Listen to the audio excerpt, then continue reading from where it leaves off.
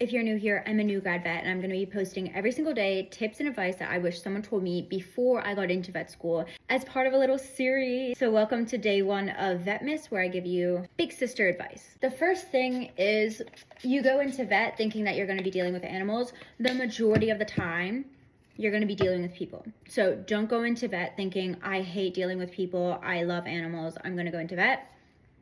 Majority of your job is going to be talking with people, making sure that they understand the care that they need to carry out to care for their animals. So it's more about people skills than it even really ever is with animals. Second thing is you are not going to have time to handwrite your notes. Yeah, sure, you can handwrite some like mind maps and stuff whilst you're revising, but during term time, whilst you're doing your like lecture notes, I tried to handwrite them when I first started vet school, and I was absolutely bombarded, and I lasted maybe like a month max of handwriting, and it's not like A levels. You can't sit down there and write your notes by hand. So just learn from me, download OneNote, and do all your notes on OneNote, and you're gonna save yourself a lot of time and effort. My next tip is, up until this point, right, you've had GCSEs, you've had A levels. Those are all exams that you can study the syllabus and you can know every single thing before you sit that exam. So you're gonna go in there super confident. With vet school, there is no way that you are going to know every single thing on the syllabus before you go in. It's just physically impossible to know all of the information unless you have photographic memory. So those first exams are going to be absolutely terrifying, because prior to that, you've probably never gone into an exam not knowing everything that could come up, right?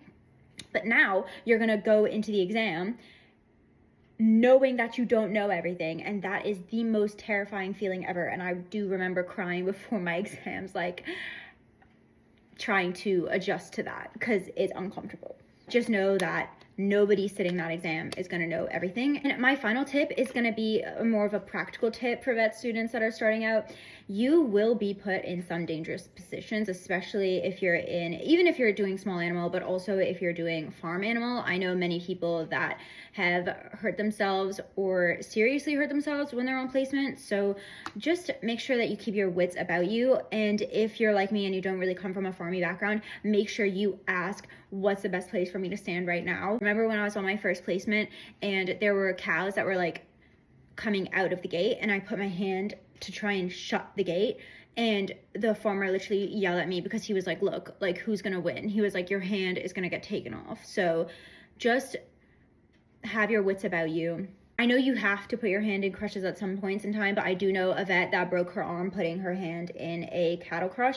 So really dangerous situations that you find yourself in on placement, just make sure that you're trying your best to stay in the safest position possible. Just try your best to stay as safe as you can. And if you're not too sure, then ask someone, because the vets would rather you be safe than sorry. That's it for day one of VETMAS. Thank you for getting ready with me, and let me know if you have any specific questions. I'm kind of planning on structuring this like some general advice, but then also advice through the different stages. So like if you're in GCSEs right now, if you're in A levels right now, the things that you should be doing, and sort of like the timeline of everything, and also just my advice once you're in, my advice for placement, my advice for studying, my advice for lectures, because it's a lot and it's scary, and I wish I had someone holding my hand the whole way through. So think of me as your little vet big sister, and I will try and give my best advice, but everything is based on my experience, so my experience might be totally different from someone else, so just take everything with a little grain of salt.